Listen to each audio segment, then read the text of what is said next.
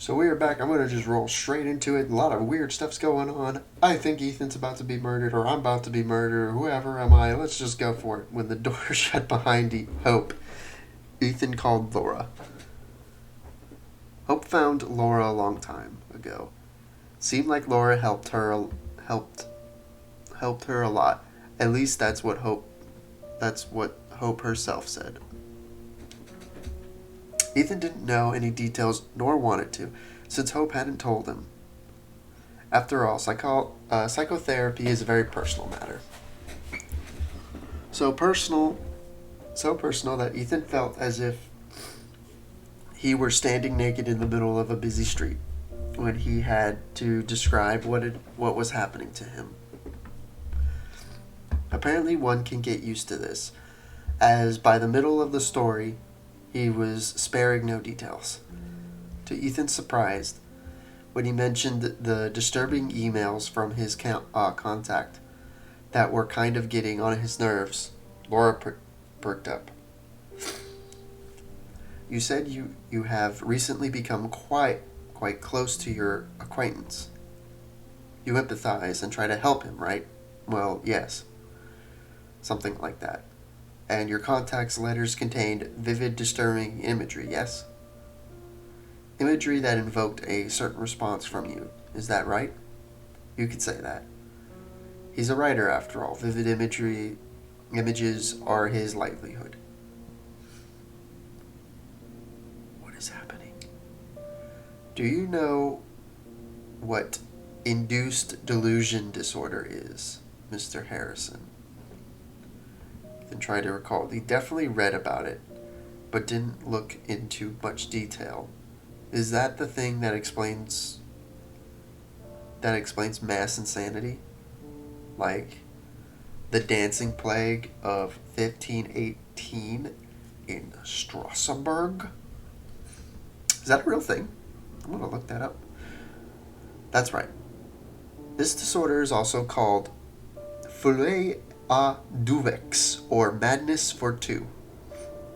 Sounds romantic, doesn't it? Yeah, until everyone goes insane. Laura giggled. Ethan thought she herself was not at all too sane. Of course she wasn't. She had to deal with the guys like me all the time. But Laura had already returned to her usual tone, calm and measured. This condition causes perfectly healthy people to experience various, let's say, negative effects. It works like this. We have a source of delirium, and those who perceive it, one or more people, as you correctly noted, sometimes this disorder can take a truly massive scale. This is usually an emotional connection between the victim of this condition. Your wife is also at risk, unfortunately. Laura paused. I can't make a diagnosis in such a format, Mr. Harris. However, I think you need to limit contact with your acquaintance, at least for the time being. He might be the source of an unpleasant state you're experiencing. Would you like to make an appointment for a consultation? Ethan politely declined. I don't think that was the right decision. Laura listened to the rest of what he had to say. She asked what pills Ethan was taking. Ethan wasn't taking any except aspirin because he had lots of headaches lately. She advised him to reduce the workload, follow the daily routine, and take light sedatives if necessary. Something herbal, maybe.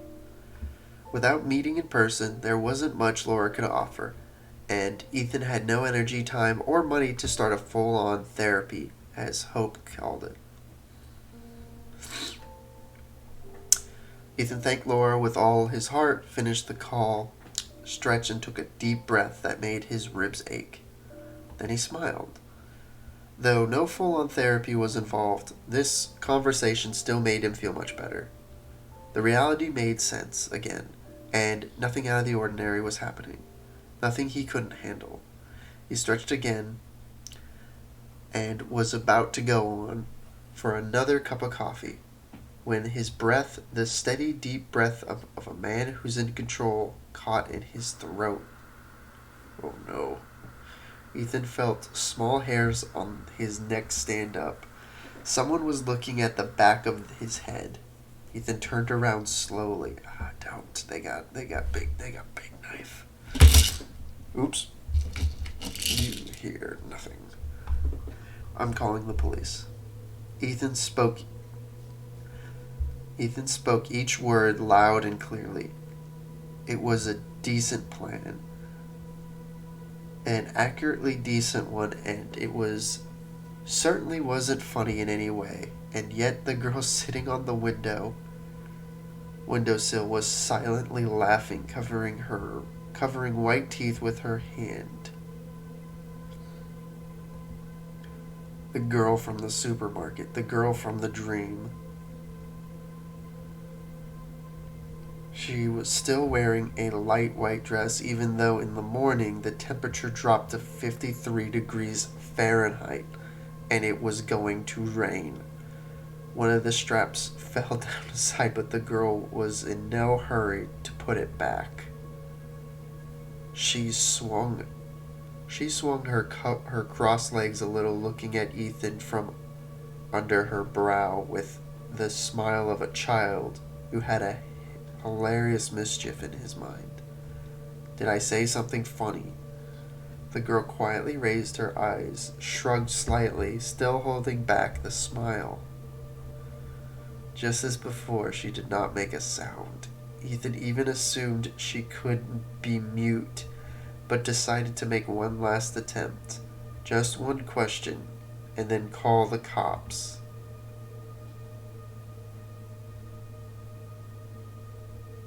Who are you? The girl's eyes became round. Her face turned into a surprised grimace. Overly surprised. Ethan immediately remembered the time he and Hope came across a couple of street mimes. She poked her thin finger into her chest, which made her show up for a couple of seconds under the thin fabric. Me? I am what you're looking for. She spoke slowly, stretching out her vowels, and with some kind of delight. A moment later, the girl reached for something behind her back and quickly pulled it to her lips and took a sip. Ethan's throat became tight with blood. He rushed to his head. How did you get this? What does she have? She's drinking something. The girl traced Ethan's gesture with a genuinely surprised look, and the next moment she parted her fingers. What just happened? Hope's huge, colorful cup, the one they got at the store, tinkled hurtfully as it struck the floor and then shattered to pieces. Just like that, there was a brief moment when the cup was lying peacefully on the floor. Ethan got enough time to hope it would endure the fall. And then the fragments bursted everywhere at once as the furious white light broke out from the inside. But no, that was milk. Just some milk. You shouldn't have spooked me. Spooked me, you know. Now look what you've done. The poor cup is so broken.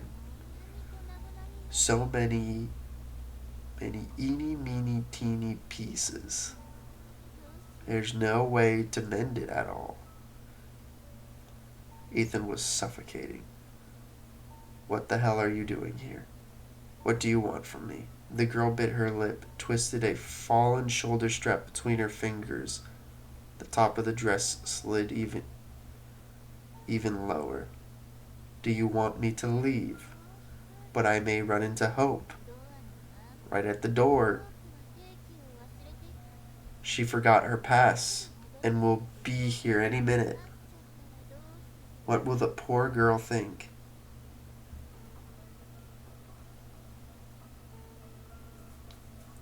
The girl looked over her shoulder and her face was instantly lit up. Oh, it's her. Here she is. Hope is simply amazing, accurate to a minute. Hello, hello. The girl turned over her stomach, leaned on the sill, and waved vigorously to someone invisible. Her dress completely slid down. That bitch, Ethan would beat her tits with the flashing. Are flashing right through the window.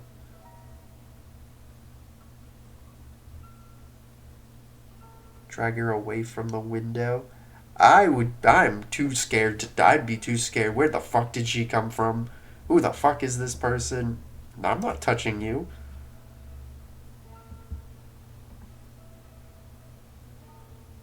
Ethan couldn't see it, but he knew. He felt that Hope was really standing down there, and she was looking at the window, of course. Although she couldn't see much more.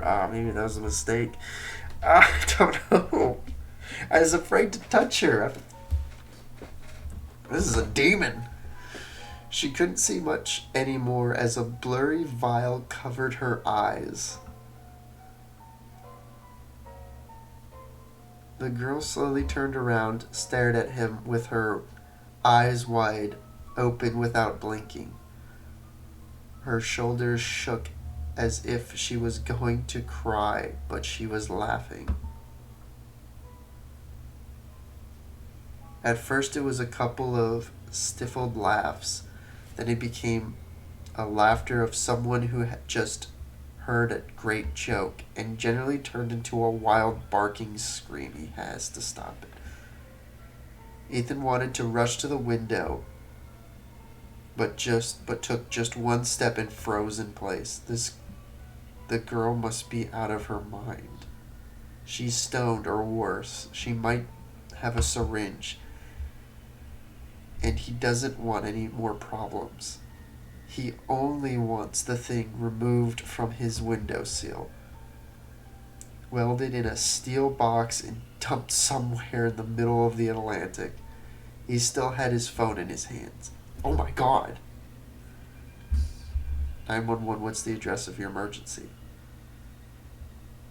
The bitch shrank, hunched, but kept crackling like a pack of coyotes, yelping at the moonlight. She was withering with laughter, and the pale rags of dry, flabby skin were shaking in rhythm for movement, her dress looking like a death shroud. What is happening? What is happening? What is happening? He suddenly thought she was much older, and then he thought at first, what is going on? Ethan looked at her for the last time, a mixture of hate, disgust in his eyes, and turned away, running his fingers through his hair. There is a stranger in my apartment, a woman most likely on drugs or just insane. Can you see her right now? Ethan could only see the wall in front of him, but he heard a deafening howl. It was echoing throughout his skull, beating into his temporal bones like the desperate bird. Ethan clenched his teeth. Yes. Does she have a weapon? Maybe. She threatened me. Can you leave the apartment? No. This scum can escape, and I don't want her to get... Ethan hesitated. I can't hear you, sir. What is happening? Speak up, I can't hear you. What is happening? The terrifying laughter echoing in Ethan's ear. There was no one behind him.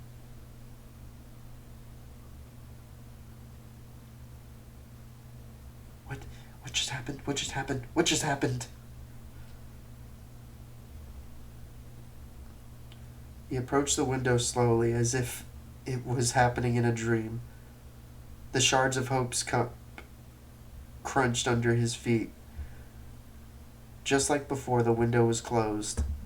Ethan opened it carefully and carefully looked down. He did not see the body, too good to be true, but he had to check. Only the gray pavement, which gradually turned black as it actually started raining. Ethan looked across the street just in time to notice the familiar cream-colored coat disappearing behind the corner of a nearby house. Hope, Hope. He screamed so loud that something snapped in his throat, but she didn't hear him. Or maybe she didn't want to hear. Ethan called her at last 100 times. He didn't answer. Ethan thought he could come to her office, but eventually decided it would only make things worse. The police were in his apartment 23 minutes, 40 seconds later. They didn't find any signs of forced entry, and the call record, as Ethan found out later, had nothing that resembled laughter or howling. No extraneous sounds, as the officer said. Well, Hope clearly saw something.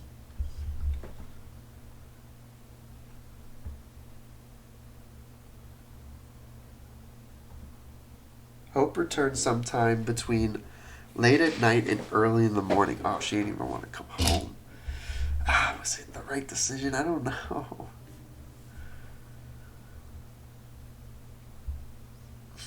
The skin on her cheekbones was taut and almost transparent, and there were deep shadows under her eyes, as if she hadn't slept in a long time.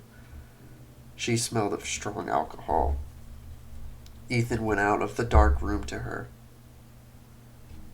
God, why does he keep doing that? He didn't sleep and didn't turn on the light either.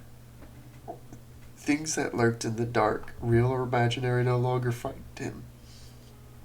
He even wished that something he had been dreading from the past month, he finally could name the feeling he had, would come out of the greasy blackness of the shadow and snap his neck. But everything in the apartment was mockingly calm, except for Ethan himself, Hope. Hope stared at him in silence, swaying a little. Instead of the pupils, she had dark holes. I've been thinking a lot about what I would say to you if you came back. What I can say, Hope's face shrouded no emotion. It seemed like she didn't even blink. Anyway, I realized that I can only tell the truth no matter how crazy it sounds. If I try to cheat, it only gets worse, right? Ethan gave a short, nervous laugh. Ethan's fucking lost his mind.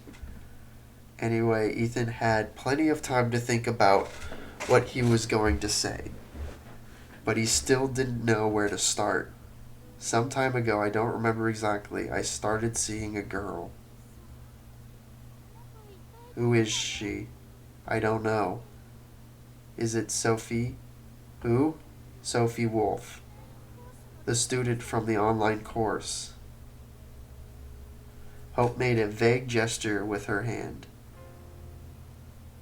Movies from the last Victorian era? Ethan didn't know why he said that, but Hope repeated it in a flat voice. I remember you were really impressed with her. You always liked smart girls. And this one was also beautiful. Hope, this isn't what you think. Think. Who says I think? Thinking's too painful. Wait, hold on. Ethan disappeared into the room and came back a few minutes later. The darkness of the hallway was dulled by the light of the screen. Hope covered her eyes with her hands, either from the brightness of the screen itself or because she didn't want to see what there was. What is it all about? Here, look. It's Sophia Wolf. On the screen, in fact, the profile of Sophia Wolf, his student. The photo, Sophia was squinting either from the bright screen or because her Curly red hair was getting in her eyes. A small brown-haired girl shrugged up to her with a shy smile. They're a nice couple. If I remember right, they had a wedding this year. Then who is? I don't know. And honestly, I don't care. I just want her out of my life, but this bitch follows me. Well, she used to follow me. But now I don't think I'll ever see her again. Is it good or bad? Hope, please. If you want to leave, I'll understand. But if you're willing to give me a chance, I promise I'll do my best to mend it all. He couldn't really promise, but he was too eager for the nightmare, real or imagined, to finally end. No more weird stories, please, Hope. I don't need anyone but you. If you can keep. He couldn't finish because Hope kissed him. Her bag hit the floor with a thud. The rest of the night actually went fine. Well, even more than that, except for the fact they were too busy to get any sleep. Oh my God, what was that? Don't do that. At least everything was going okay until the moment when, instead of Hope's face, just for a moment Ethan saw, he couldn't tell her. He mumbled something about not feeling well and collapsed on his back, panting. He closed his eyes so that Hope wouldn't accidentally catch a glimpse of what he saw. Nothing happened. It wasn't real. It's fine. She understands, said Hope. Yeah, something changed. Hope sat in front of his laptop. Okay, wait. Good grief. Okay, let's see what this is. Did something else change? No, she has no face. I remember her face. No, you don't. She has no face.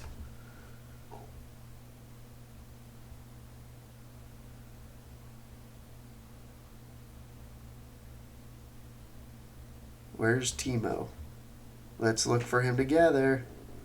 Maybe he's up the tree chasing the birds. No, I can't see him. Maybe he's in the reeds watching the fish. No and no. Let's look some more. I don't want to keep looking. I don't want to keep looking. Maybe... Oh. Maybe he's on the road under the blue plastic bag. He's not there. He's not there. He's not there. He's not there.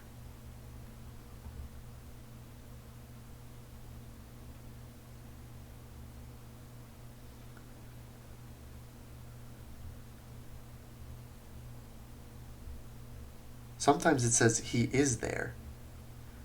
He's not there, he's not there, he's not there. He's not there, he is there. He's not there, he's not there, he's not there, he's not there, he's not there. He is there, he's not there, he's not there, he's not there. He is there, he's not there, he's not there, he's not there, he's not there.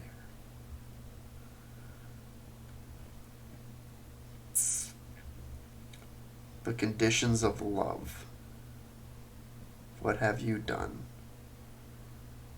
I wanted to save you. I wanted to save us both. You fool. That's right.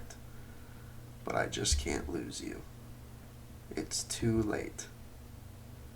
It's never too late as long as we have each other. Oh, Eli.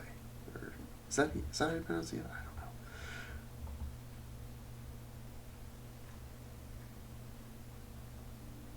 know. Learning the fun way. Conditions of love. And rerun. Oh my God. Oh my God, something else has changed. February 13th. What about February 13th? Is that the... Oh no, an awful day. I was crazy scared for Mom. She says she'll have some days off and we'll be watching movies and eating waffles. I'd love that, but she looks very sad and I don't know what to do. October 8th. I got an F on an essay. Mom will be mad. The bus driver said it was good and I should keep writing. He's nice, but I'd rather have a B. Anyway, hope Mom isn't too...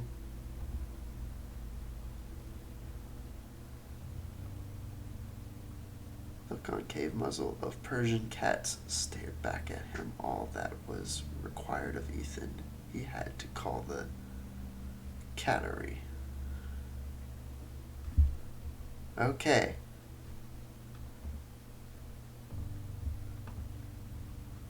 We're gonna save it here. Obviously, I want to keep going. This just got so much more intense. But there's probably a lot more to do, and I've already got way more than I need. So, I'll see you guys in the next episode.